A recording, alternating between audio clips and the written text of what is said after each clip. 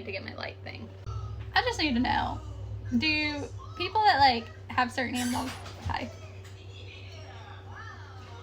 do y'all like not eat a lot of the product of your animal? Because like I have a lot of chickens and ducks, and I love my birds, but I don't really like eggs. Like I like to cook with eggs, but like I don't eat scrambled eggs. And like I don't eat egg yolk at all. Like if you make deviled eggs, I like egg white, but I don't like yolk.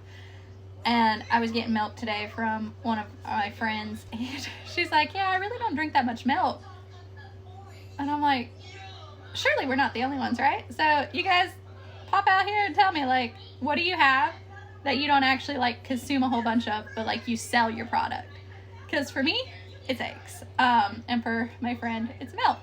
So yeah, let's see what everybody does. Apparently Choo Choo wanted to make a cameo. Hi, Choo Choo. She's like, you're never on the floor, so I can lay on you now. Hey. She's so proud.